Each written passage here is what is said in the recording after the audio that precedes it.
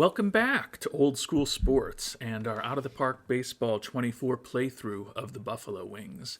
And after reviewing our roster 2 episodes ago, and then reviewing our farm system, some of our former players, and some of the top prospects around baseball in our previous episode, it's finally time today to get the 2042 to 2043 offseason underway. Before I do that, however, first and foremost, thanks for watching. If you haven't subscribed to the channel, would appreciate a subscription if you like what you're seeing here. And always appreciate a thumbs up and some comments in the comment section to increase the interaction here. Second item is going to go through several interesting comments that have come up in the past few episodes that I want to kind of do a little housekeeping on right now. So we will get into a few interesting items. Following up on our farm system review, Sean Gratton brought up the good question about what's going on with Gregorio Garola. You may remember he is the player that we considered taking in the first round in 2039 when we went with Jeff Frikowiak instead. And fortunately for us, Garola dropped all the way to the 83rd pick overall in the second round, and we were able to get 2 players that we really like. Looking at Garola as far as a pitcher, not all that exciting. 0-1 with a 6.43 ERA in rookie ball this year. Did make it up to single A marathon for half of the season. Was 4-1 with a 2.45 ERA there. Still walked 25 batters in 36 2/3 innings. Taking a look at his ratings at this point, it looks like best case scenario is he's going to be a very marginal major league arm. Do think that his very positive personality traits and the good coaching we have throughout our system work in his favor. He still does potentially have 5 major league or better pitches if he fully develops. So if he can improve the control over the next couple of years, still could be a useful arm in the major leagues, even though outside of the last 6 games with Marathon, he has not been particularly impressive as a pitcher. But the thing you may remember that made Garola intriguing was that he is a potential two-way player, and still think he's got pretty decent upside as a batter. Doesn't look like with those ratings that he's ever going to be an incredible hitter, but with a very good eye and plus contact, still could be a useful offensive player. And his batting stats this past season were actually pretty darn good. We've struggled to consistently get him at bats, but in rookie ball, he hit 360 in 25 at bats this year, and then we promoted him to Marathon, where he hit 383 in 47 at bats. So we've been kind of trying to do him as a two-way guy. You can see he's a starter / second baseman for us. Honestly, I've had him as a starter just to ensure that he's getting as much activity as possible as a pitcher. But given that I almost feel like he's a potentially somewhat more useful position player, I might kind of flip the script next year and ensure that we can get 120 games or so in the field out of him, whether it's at high A ball or maybe double A at some point, and perhaps just have him in a relief role where maybe he'll pitch 10 or 15 games, give us 20 innings as a reliever, continue that development a little bit. But looking at the top upside he has as a pitcher versus the top upside he potentially has as a batter, I think at this point he's marginally more interesting as a hitter. So he wasn't listed among our top 200 among the top 200 prospects in baseball, and he also wasn't included on the list of our top handful of prospects outside of the top 200. But still think that Gregorio has some potential to be a useful major leaguer down the line. So good question by Sean, and thanks for asking. Another interesting question or comment, actually, that came up was from Jarek Braxton about who would be on the Mount Rushmore of the Buffalo Wings. And he and I agreed on three names. Alexis Barajas, who has been our ace throughout this playthrough, member of all three of our World Series championship teams, Cy Young Award winner, who has a 134-60 record with a 3.18 ERA and a 37.2 WAR. We both agreed that Barajas would be on the Mount Rushmore of Buffalo Wings players. We also both agreed among current players that clearly Deshaun Seifu would be three-time World Series champion as well, multiple Gold Gloves, multiple All-Star appearances, multiple Silver Sluggers, multiple postseason MVP awards, has led the NL in steals 15 consecutive years, and is closing in on 3,000 career hits with a team record 82.8 WAR. So we agreed on both of those current players, and then we also both agreed that Shamar Jenneret, who is now a free agent, would also be on the Buffalo Wings Mount Rushmore. Interestingly, Jenneret only played 3 years with Buffalo, but they were three pretty incredible seasons. He led the National League in ribbies each of his 3 years with us. We won World Series titles in his first year and his final year with us, and he was the MVP of the World Series in both 2034 and 2036. And in 2035, when we only made it to the NLCS, he was named National League MVP, which gave him Most Valuable Player awards in both leagues for his career. So even though it was only 3 seasons with the Buffalo Wings, that 13.6 WAR with an almost 300 batting average, 119 homers, 394 ribbies, and being an incredibly important cog in our first 2 World Series championships, led Jarek and I to both agree that Jenneret would be on the Buffalo Wings Mount Rushmore as well. And I haven't looked at all the numbers yet, so there's someone I could be missing. Kind of wanted to go with my gut reaction at first. The fourth guy that I thought would be on the Buffalo Wings Mount Rushmore was Juan Estrada. You probably remember him. He was a very good two-way pitcher for us for the better part of a decade. On the mound, hit a 101-58 record with a 3.57 ERA and a 24 WAR as a pitcher for us. He was on our first 2 World Series championship teams, and he was also a very good pitcher in the playoffs, winning 3 postseason series MVP awards for us. As a batter, he was not a big-time home run hitter, as you can see in almost 3,000 at-bats, only 2 home runs, but a 293 career hitter, pretty good at drawing walks with a 389 on-base percentage, 253 doubles, 29 triples, and he added a 15.4 WAR for us as a position player, generally batting second behind Deshaun Seifu against right-handed pitching. So Estrada was my thought as the fourth player who might be on the Buffalo Wings Mount Rushmore. Jarek had a different opinion, though.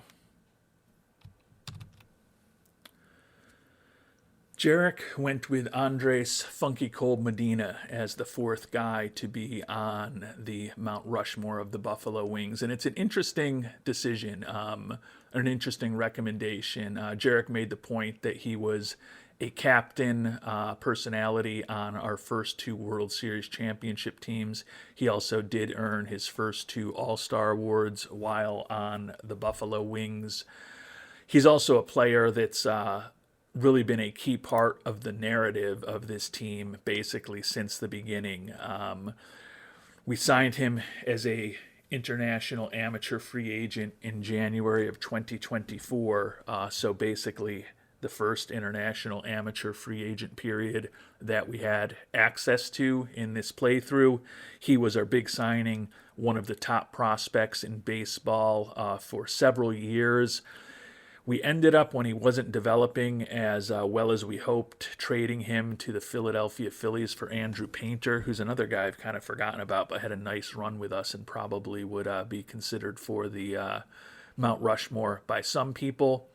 He ended up developing in the Phillies system for several years, and then we actually made a big trade to bring him back. And he spent several years from 2033 to 2039 in the Buffalo organization before we finally moved on from him. Over the course of his career, 254 hitter, 70 homers, and over 2,000 bats, 17 and a half WAR.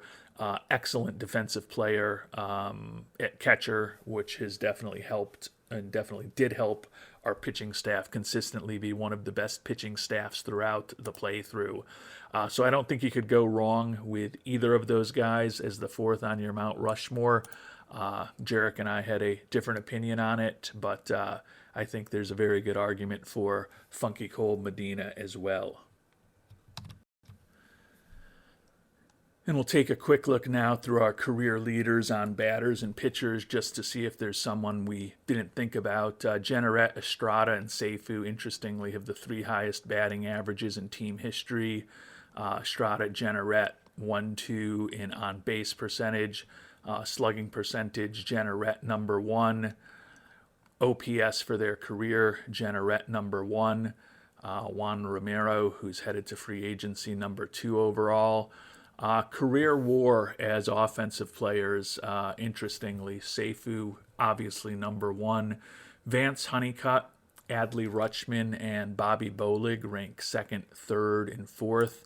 Honeycutt was a very important player for us in the early stages of this playthrough. We moved on from him the year before we won the first World Series, brought Jenneret on board that offseason, and moved on from Honeycutt when he was starting to make some pretty significant money. So he never played for a championship squad with us. Rutschman did end up on our 2034 Major League Championship team, and then he retired right after that season. He had been our starting catcher for several years. He was kind of platooning with Medina by 2034, and Medina got more of the playing time in the playoffs that year. But Rutschman was one of our first big free agent signings who really helped our pitching staff over the years and gave the team a lot of credibility. And Bolig, important bat for us over the years. He ended up rejoining us this year.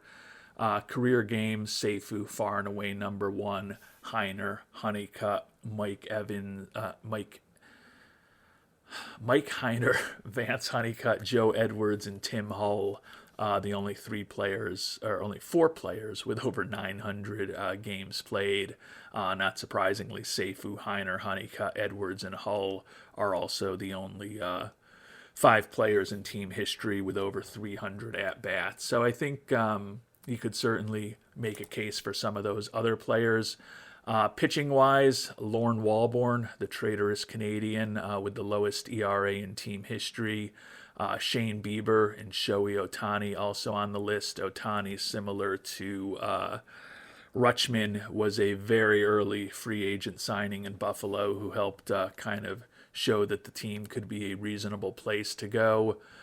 Sincere Shazier and Juan Estrada joined Barajas as the only players with over 100 career wins on the team. Career winning percentage, Jorge Carrillo ahead of Barajas, Shazier, and Estrada, and then Hayden Yenger in our top 5. Joe Scott, our current closer, probably going to pass Bryce Miller for most career saves shortly.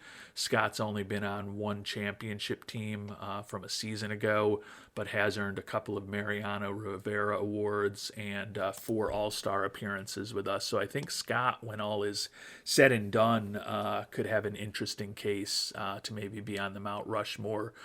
Career WAR among pitchers, Barajas number 1, Shazier 2, Estrada 3, Mendoza 4, and Ohtani 5. So if you're still listening, thank you for letting me ramble on like this. And if you've got thoughts on who you'd put on the Buffalo Wings Mount Rushmore, would be very interesting to hear them. Pivoting back to our current team and starting to look forward at the future, both Fake Name and Jackhammer Possessor have brought up the thought that Floyd Auclair, who we picked up in a trade before this season and started 33 games for us, could perhaps be better used in our stopper role next year, particularly since we're conceivably moving on from our longtime stopper Nate Ruckel this offseason. And I do think that's an interesting point because I think we've proven we can get 130, 140, in some cases 150 plus innings out of our stopper role. So we'd basically be using Auclair a similar amount to how he's used as a starter. But instead of randomly using him to give us 4 or 5 innings at the start of every 5th game, we could probably get those 140 to 150 innings much more strategically next year. So I'm definitely leaning towards that at this point. The thing that scares me a little bit about it is we're likely, almost certainly, moving on from Alexis Mendoza in free agency. And if we take Auclair out of the rotation, still leaves us with Barajas and Lance in the first 2 holes. Eric Barbarito's been a starter for us for several years now. Fine, potentially moving him up.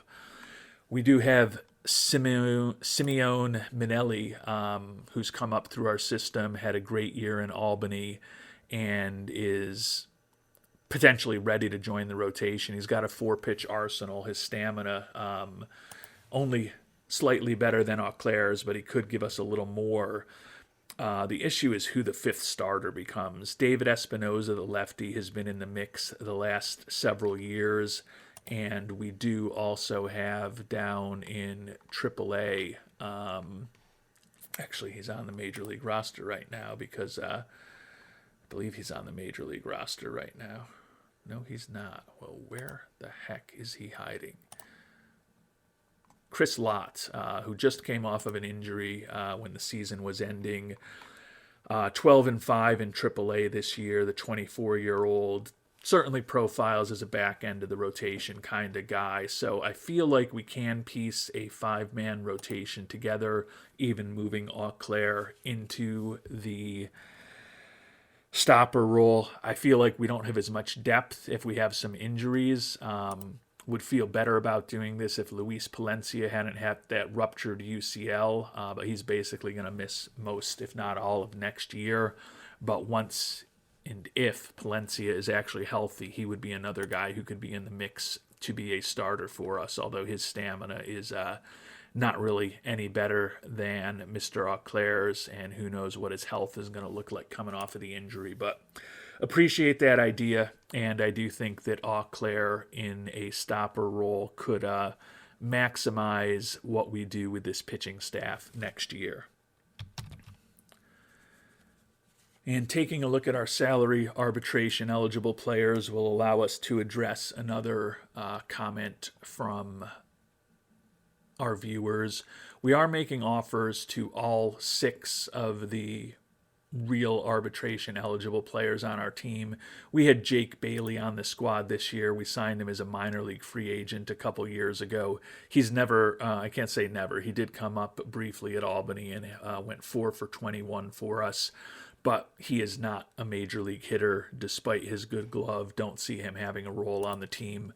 So we've actually waived and DFA'd him, and we're not going to be offering him arbitration. But the guys who are more established with the Buffalo Wings, we're going to offer all of them arbitration, and we're waiting to hear back on that offer we made from Seifu that we had talked about in a couple of the past few episodes. But both Stanley Rosella and YME943 mentioned potentially bringing Mitch Houlihan back next year to pair with Mr. Ramirez behind the plate. And as you can see by this asterisk here, I have made an offer to Mitch Houlihan. I agree that although he's fragile and at times it's been a struggle to keep him healthy, and he claims to be looking for over $10 million a year,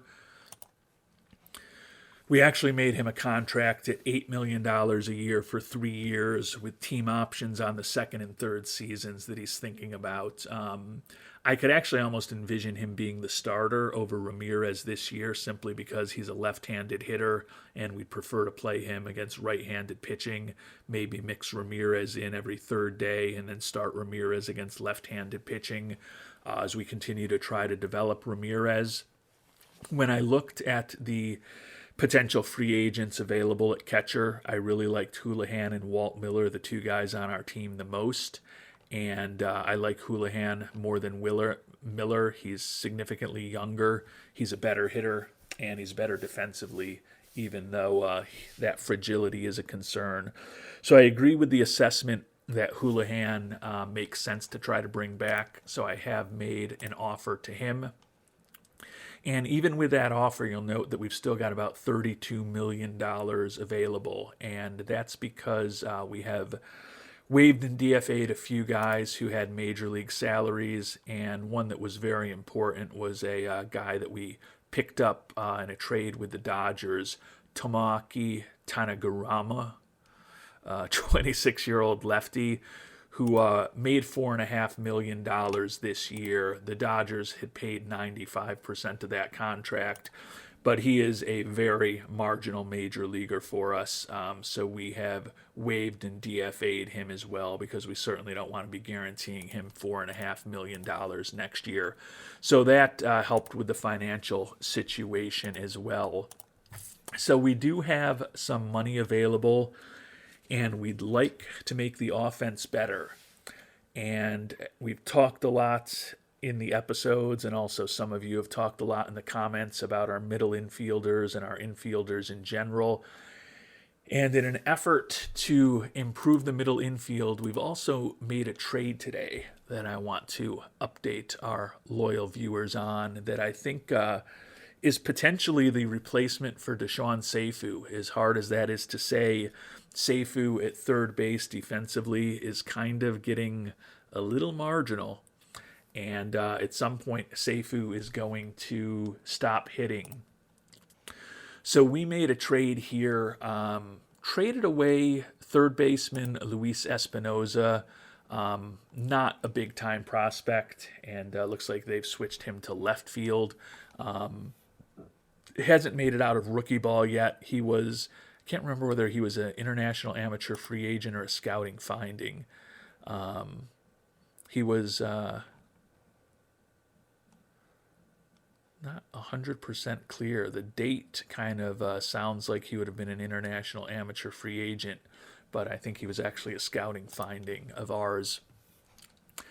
Never really hit all that much, and he was listed as a third baseman, and I felt ultimately we got a better, slightly older third baseman back in return, so we're fine including him. Had to include Vince Perloff. He's one of the better prospects in our system, but when I look at his profile, he is a back of the rotation kind of guy, may really even actually just be a long reliever for a team with a good pitching staff like ours. Like his durability, like that he throws in the mid to high 90s with ground ball tendencies, but didn't see him being a real impact player. The guy that they really wanted from us, though, was Jesus Salinas. And he does have an interesting profile, plus contact, plus gap power, plus home run power. But he's a 25-year-old, another guy who was a scouting discovery from us. We've never had him above Double-A ball. Now, he did combine for 38 home runs and 111 ribbies this year between High-A Jamestown and Double-A Utica. So the bat is interesting, and he was a guy that they really liked. But given that he's almost 26 years old, he's a right-handed hitter, so he's useful against left-handed pitching, but against right-handed pitching, if you're starting a guy with this profile or even a slightly better profile than this at first base or DH or a corner outfield spot, I think you're kind of losing what you're trying to do. So they liked him. He is a guy who could definitely mash some homers down the line, but we were willing to include him as well. And the guy that we got in return was a 23-year-old third baseman, Ramiro Medina. Like his range, he's naturally considered to be a better second baseman than he is a third baseman or a shortstop. But with that low turn double play rating and a slightly above average arm, I could see him with the quality defensively of the middle infielders we currently have, maybe playing more at third base in the coming years. But he's a guy who's versatile. He's a guy who's got a little bit of speed. He's a guy who can bunt. And he's a guy whose bat completely develops, would probably be the best hitting middle infielder out of that crew we have right now, which includes Contreras, Andrews, and Whitehead. So I think that offensively, he's an upgrade. He's been a slightly below average offensive player in his first season plus in the majors, 786 at-bats. But he's also only going to be 24 years old at the start of next season, and our scout thinks he can get a little better. And if he achieves most of the growth that we think he can achieve with his bat, I think he's a pretty useful player because, like I said, he's above average bat, above average glove, above average on the base paths. He can bunt. He can play a lot of positions.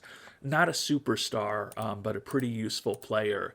And given that we had to give up a guy who's a fifth starter, a third baseman who's not as good as Medina and only 2 years younger, and first baseman in his mid-20s who's never been above double-A ball, felt that we needed to make that trade in an effort to hopefully give our offense a little bit of a boost next year. And looking at our team right now, even if we do bring back Houlihan, which we're trying to do, we're still very light on potential left-handed hitters who are going to be in the lineup for us. So Fake Name also suggested perhaps trying to trade away Daniel Rojas. Picked him up as a free agent a couple years ago. He's got 2 years left at $30 million a pop. He'll be 36 this upcoming season, so he's getting older. Competent defensive first baseman, especially helped by his 6'3" height. But we could be looking to move Seifu to first base at some point. But he's been a pretty important bat for us. But Fake Name kind of suggested try to trade away Rojas, and maybe that opens up the money to get a big left-handed bat. And I agree, in a perfect world, I'd like a big left-handed bat rather than a big right-handed bat. My fear is that 36-year-old right-handed hitting first baseman who's set to make $30 million each of the next couple years, the trade demand for him is probably not going to be overwhelming. But I could be surprised by that.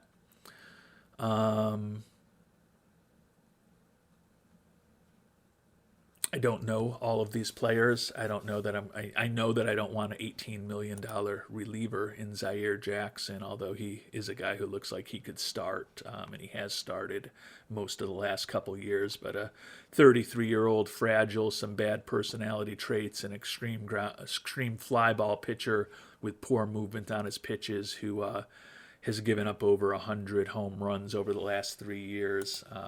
Not really the guy that I'd be going after. Can see some guys in their late 20s, early 30s who are arbitration eligible. Mike Contardo has a big contract. Is he a left-handed hitter?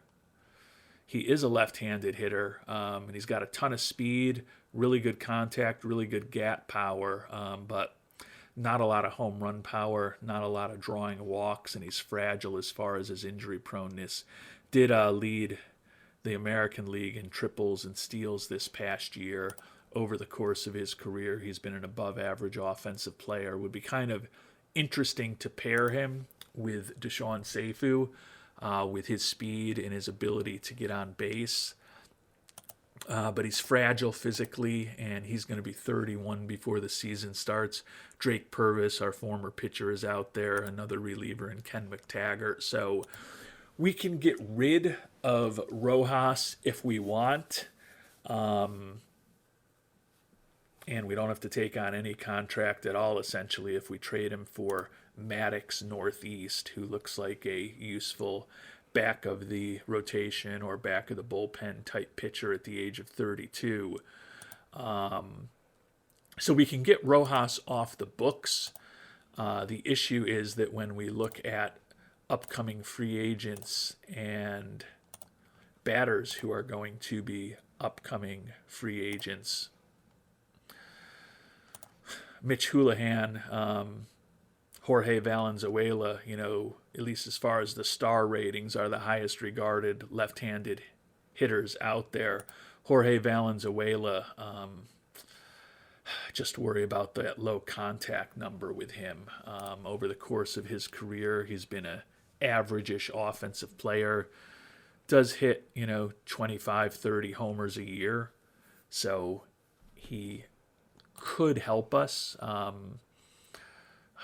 just don't love guys who struggle to make contact. And he is a 216 career hitter who's now on the wrong side of 30.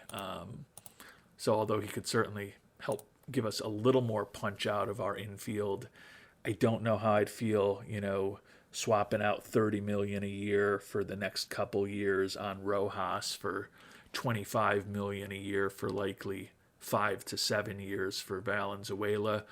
Could bring Bobby Bolig back, but he's 35 years old now. Phil Gibbons, first baseman, a left-handed hitter with some pop. He would be a more cost-effective version of Rojas. I don't see him being a real difference maker, but he does have a 135 WRC plus over the course of his career, so that's basically right where Rojas was. And interestingly, it looks like he kind of took over as the first baseman for the Twins within a few months of when we signed Rojas from the Twins, so he's kind of been his replacement there. Not as good defensively. He is durable. Nothing special on the base paths, but he's had some big years. That would be something to potentially consider. Jake Spring, 36-year-old left fielder. Nah. I don't know that he's a difference maker. He's a useful bat against right-handed pitching. 112 WRC plus over the course of his career. So I'm not ready to trade Rojas right now, but it might be something to think about. Could be a way to spend some of the money that we have available. But what I've actually figured out in my mind offline in recent days is that we may want to spend this money on the guys that are already on our team. Stanley Rosella brought up the point that he thought we should try to bring back Juan Romero. And when I look at the pool of free agent available players, even though he's another right-handed hitter, Romero's got a 123 WRC plus over the course of his career. He's been a 120 in his 4 years with Buffalo, led us in ribbies 4 straight years, and until this year had led the team in homers every year that he's been with us. He's 30 years old. He's an Iron Man as far as his injury proneness. He's a captain personality. My issue is I don't know that I want to give him an 8-year contract. If I could sign Romero to a short deal, I think I'm inclined to bring him back. And another guy that I thought we were likely done with that I think I'm inclined to bring back is Nate Ruckel. I'm not envisioning him in the stopper role that he's been in for us for the past few years because, as we talked about, I think Auclair could take over that role for us. But when I look at the other left-handed pitchers who are going to potentially be free agents this coming offseason, and I guess if I wanted to be fair with those of you who are still watching, I could show you this rather than tell you this. But there's not a ton of big-time left-handed pitchers who are going to be on the market this offseason. And when I look at the kind of combination of stuff, movement, and control, Ruckel definitely stands out. The issue is I've been talking contract with him and gone back and forth a few times. and he wants 9.5 million a year. We've gotten him down from 3 years to only 2 years, but he's really unwilling to include a team option. So if we make that commitment to Ruckel, it's going to be for the next 2 years. But looking at the universe of lefties that are out there and looking at our pitching staff, which outside of Ruckel, we really just have Sean Drawn and David Espinoza, who will be back in the bullpen. I think that trying to bring Ruckel back as well makes sense. So I know this is kind of potentially turning what you might have thought was going to be an interesting offseason with players who weren't on our team into something where we're spending most of this money available to just bring back Houlihan, possibly Romero, and possibly Ruckel. But I think that's the way to play it, given who's available. I do think the idea of maybe moving on from Rojas for one of those left-handed batters, if they hit free agency, is something interesting and something to explore. But I don't think I'm going to figure that out for sure before we get to free agency, because if those better left-handed hitters don't end up hitting the open market, I don't know that I'm willing to move on from Rojas bat. So I think I need to get a deal with Ruckel done now. I guess I could let him hit free agency, but I don't think his cost is going to be any lower on the open market. And we're spending a lot for a guy who is a left-handed reliever. As you can see here, 2-year contract, $9.4 million that he's asking for. We started out offering him, I think, $7 million a year over 3 years with team options in the second and third seasons. Last offer to him, I think, was $8 million first year, $9 million the second year with a team option, and he's still not quite there. And I don't think we've got too many other shots at him before he's going to be angry with us.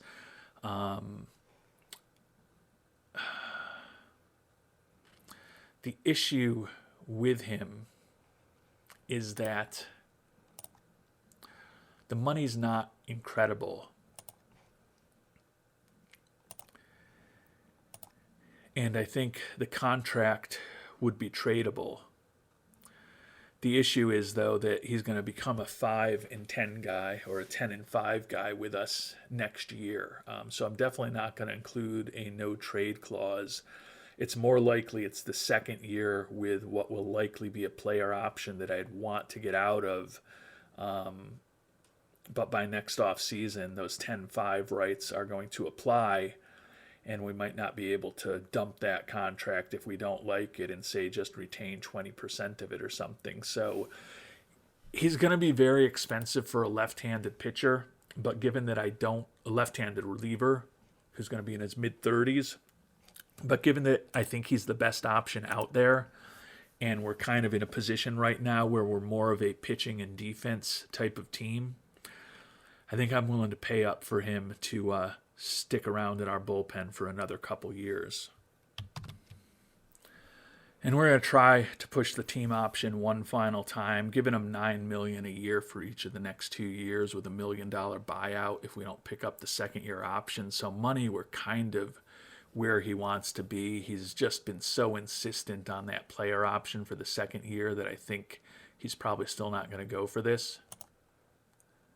Actually, he is. I'm glad we included the team option in there. So I agree he's very expensive for a left-handed arm in the bullpen, especially because we'll probably be using him somewhat less this year if we do end up moving Auclair into that stopper role.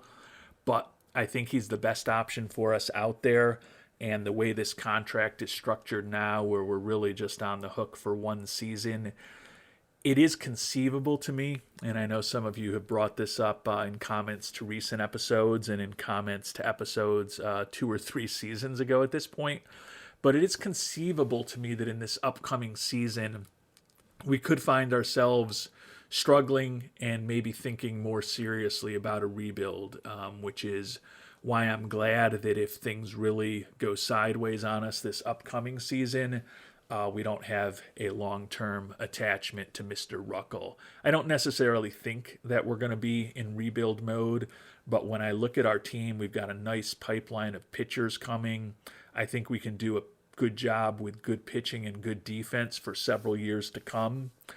But I do worry about our offense. It was middle of the pack last year, and although I like the recent addition of Medina into our infield, and I think that Ramirez ultimately will be able to help us generate more offense from our catcher position, I still don't see like a huge acquisition that we're going to be making to help this offense. And if people continue to age a bit and regress a bit over time, scoring enough runs is something that we may struggle to do, and we don't have a huge pipeline of big-time position players in our farm system right now. If we don't hit on our top prospect, Juan Toledo, and have him become a big-time offensive player, I could see a scenario in the next 2 to 3 years where, although we still have good pitching, we just don't have a good enough offense, and maybe we need to go into a rebuild. So not making a long-term commitment to Ruckel is something that I wanted to try to ensure happened. And with this type of contract, I think it will. So we will submit that offer to Mr. Ruckel.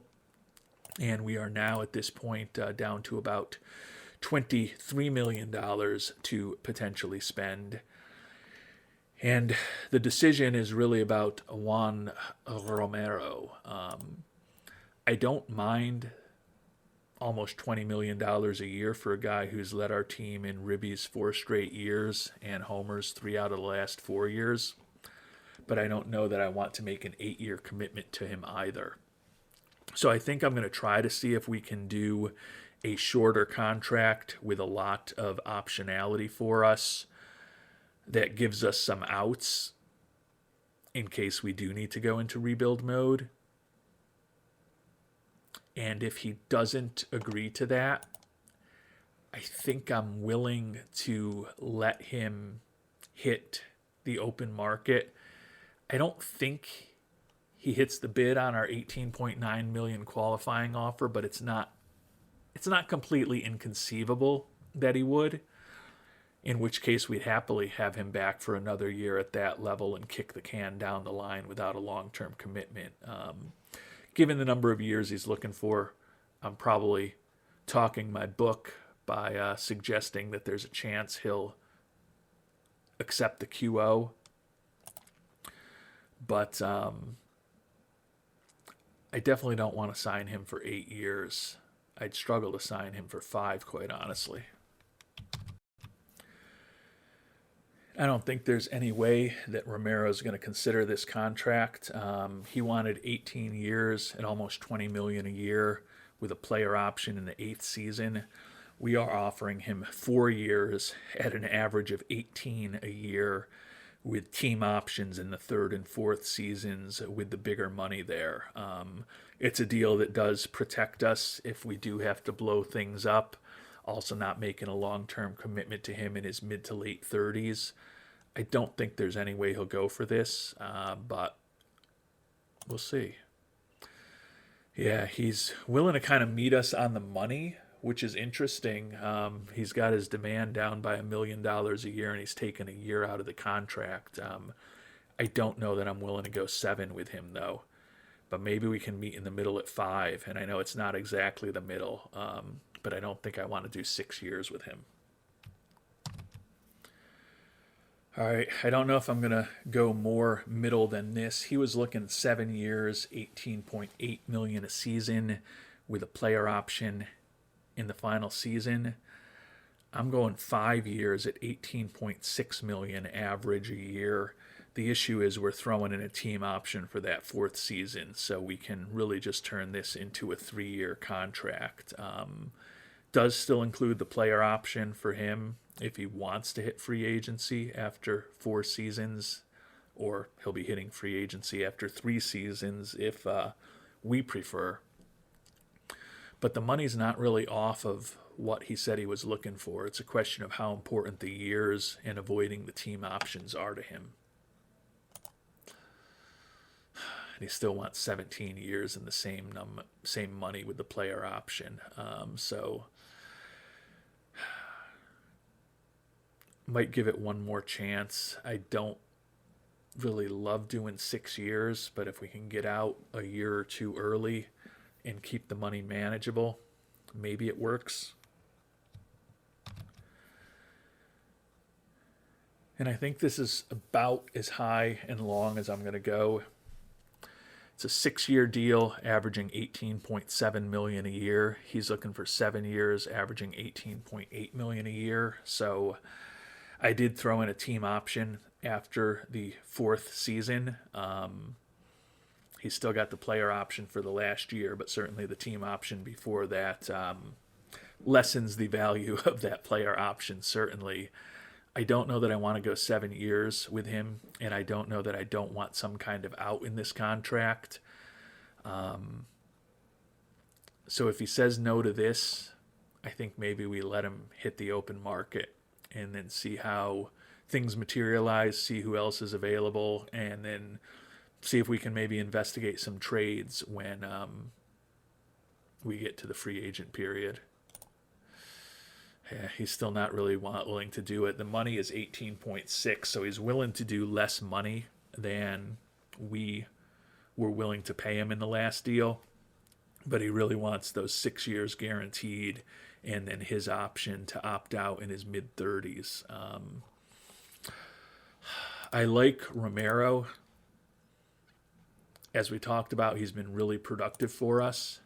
But to be fair, he's another right-handed bat. So what we could end up doing is we keep Rojas as a right-handed hitter, first base / DH, and maybe letting Romero go allows us to get one of those big left-handed bats in free agency. Doesn't preclude us from engaging with Romero, but I don't feel great about guaranteeing him 6 years and possibly being stuck with him for a 7th year when he's in his mid-30s. He's a really good player and an important hitter on our team, but there are a lot of fish in the sea.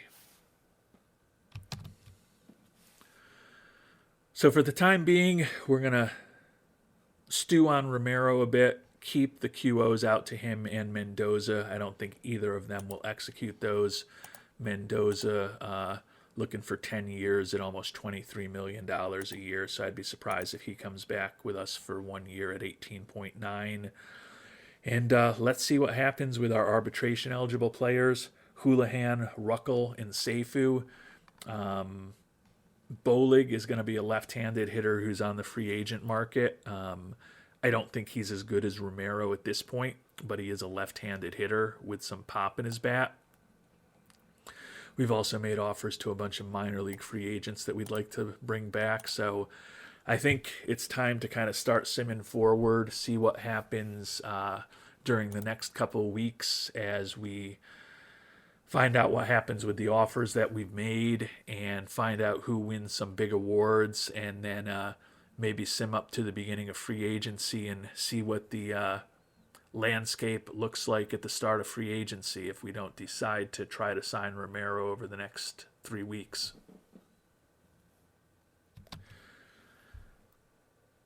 And we've simmed ahead a few days, started signing some of our players. Mitch Houlihan signed the contract that I had talked about, so he will be back. He and Ramirez will be our catchers next year. Really like that duo.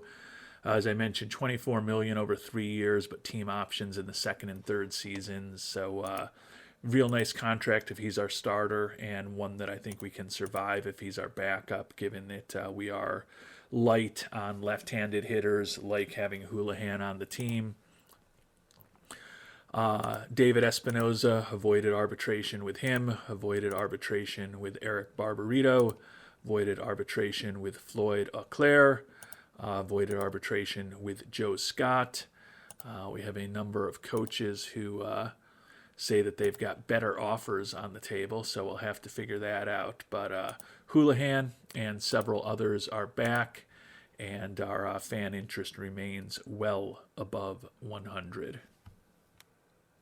Still waiting at this point on a couple key players. Josh Porter and looks like Pat Cheek may not have liked our offer because we had made an offer to him. So I'll have to check on that. And then still importantly waiting to hear from Misters Ruckel and Seifu on the offers to those veterans. And Nate Ruckel has signed his deal, so he will be back with us. So still just waiting on the living legend, the new Fordham Flash, Deshaun Seifu, and whether our offer to him to take a bunch of money away from him will ultimately result in him returning to the team or not. And a good day for the Buffalo Wings here on November 13th. Deshaun Seifu has signed that extension. The fans excited by that. Pat Cheek, who was the last arbitration-eligible player that we had made an offer to, also out there. Still trying to get our hitting coaches and our pitching coaches in the minors settled, making some progress on that front. But here on November 13th, as award season gets underway, we've got the guys that we wanted to get signed. And when we take a look at our financial situation, we've got about $23 million available. So I think we're inclined to stand pat at this point. If Mendoza or Romero opts into their QO, it's fine. If they both do, then we're going to have to tweak some things. I think it's unlikely that they both will. Honestly, I think it's unlikely that either will. If Mendoza doesn't opt in, I think it's very unlikely that we'll engage with him about an extension. We've kind of talked about what our pitching staff would look like next year without him and Auclair in the rotation already. If Romero rejects the qualifying offer, I think it's a matter of seeing who's really available on the market at that point and making a decision from there. If we can get Romero for dollars and years that we're comfortable with and we think he's the best hitter out there, we'll do it. If there's a left-handed hitter who ends up hitting free agency, who's an outfielder who's close to Romero in terms of his ability and is looking for less money or less years, then maybe that's the direction we go. And Frank Ramos, reliever who we looked at in the draft a few years ago, ended up not taking him early, just won the Mariano Rivera Award for 2042 after a brilliant regular season that we talked about in our last episode. David Rivera ended up getting one first-place vote out of our bullpen, but finished far behind both Ramos and Chris Bloomquist to finish third in the Mariano Rivera Award voting. But for the money that we paid Rivera this past year at $1.4 million, and we've already exercised his option that we had for next season at the same level, feel like we're getting pretty good value out of him at this point. And time to visit the winners of the big awards. Great battle for the American League Cy Young Award winner. Jake Blymeister edged Mike McElwain by 1 point in the voting, despite having 5 more first-place votes. McElwain, the runner-up, 15-8 with a 2.85 ERA, over 200 strikeouts, and a league-best 68 FIP minus. The winner, Blymeister, led the AL with 17 wins to go with 10 losses, led the AL with 321 strikeouts, a 2.78 ERA, and a league-best 5.9 WAR. The National League, Harlan Campeau, who is on his way to a Hall of Fame career, finally gets the first Cy Young Award of his career, led the National League with 17 wins, 17-5 with a league-best 286 strikeouts. Campeau is a very highly paid and a very high-quality pitcher. Taking a look at our team, Alexis Barajas, our ace, did end up getting no first-place votes, 4 points overall in the voting for the NL Cy Young Award after his 16-6, 3.25 ERA season. In the American League, Chad Ferrigno of the Cleveland Guardians, first baseman, 42 homers, league best 131 ribbies, 319 average, and a league best 162 WRC plus, wins his second MVP award in the last 3 seasons. Over in the National League, Brad Hayden edged out Kadeem O'Bear of the Cardinals. Hayden, a member of the Expos, led the league in at-bats, hits, and batting average, hitting .349, added in 33 doubles and 110 ribbies while playing third base for the Expos. Taking a look at our team, no Buffalo Wings with any votes for the MVP this year. So a good solid 99-63 record, made it to the NLCS, but it was more of a team effort than a lot of superstar players this year, and I don't anticipate it looking much different next season. And with a week until free agency, we'll check in with Juan Romero one last time. I don't think he's going to do less than the 7 years with the player option in the last season. I mean, we batted him 6 years with a player option in the 6th season, admittedly with a 5th-year team option. I think he'd probably accept a 6-year deal if we didn't have a team option in the 5th year.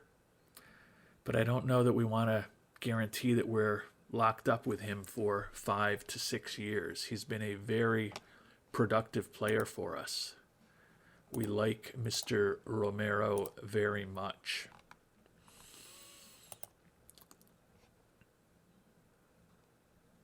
He's an Iron Man, so he's going to be out there every day, but he's average defensively, he's average on the base paths, and his batting profile, although very productive, is really only a little bit above average now, and he's in his 30s now. I may regret it, but I think we're going to let him hit free agency. In fact, I know we're going to let him hit free agency. We'll find out whether I regret it or not in the coming episodes and seasons. And I think it all kind of worked out. Alexis Mendoza declined our QO, but Juan Romero did accept it at $18.9 million. So he wanted to come back. We kind of wanted him back next year. $18.9 million is a little more than the average we were offering him over 4, 5, 6 years, or that he was looking for over 7, 8 years. A little surprised he didn't go on the open market. But we'll take it. Certainly limits our financial flexibility because we're going to have $18 million more out of there. But we will have him back, and then we can now explore perhaps moving on from Rojas and looking at a left-handed bat for the lineup if anyone interesting does end up hitting free agency tomorrow. And we've made it to the beginning of free agency, so let's see what's available. First, the international free agents. Last year, of course, we found the catcher, Juan Ramirez, who we really liked and ended up bringing on board, and he's in the mix in the majors this year. Yong-Gyu Yu out of South Korea looks like a useful pitcher, looking for almost $9 million a year. I think that's expensive for an unproven right-hander. David Delgado out of Cuba, another guy who looks potentially useful, but 30 years old, looking for $5 million, really just a fastball guy, although he does throw very hard. Another catcher, interesting, Koichi Kimura, definitely not as interesting as Ramirez. Don't think that's a path that will go down, although it looks like he'd be willing to sign a minor league contract, so we're going to request a scouting report on Mr. Kimura. And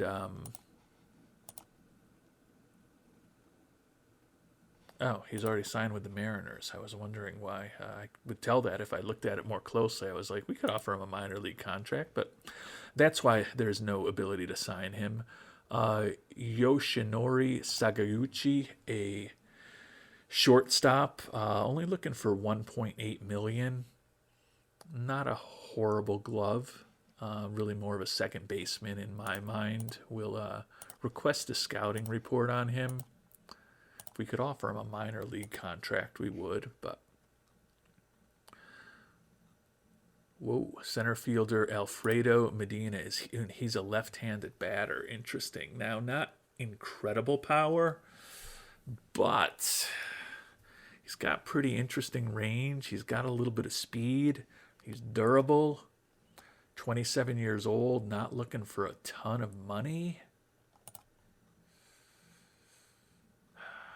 He's useful against right-handed pitching, not dominant. We're definitely going to request a scouting report on him. Given some of his personality concerns, I don't know that I'm just going to throw $5 million at him before I know more about him. If the bat was a little bit better and a little bit more established, might consider it. We probably won't know that for a couple of weeks, but he could certainly be in the mix of potential left-handed hitters for us.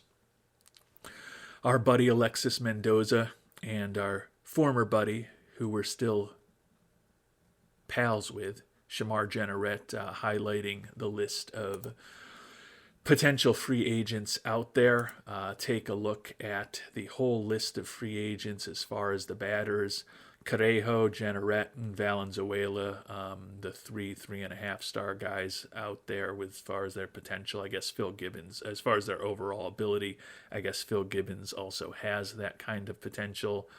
Looking at left-handed hitters, Valenzuela, Bolig, Gibbons that we've talked about, all out there. Mike Markel. Markel is a guy, I don't know if I mentioned him in this episode, but I had looked at him offline.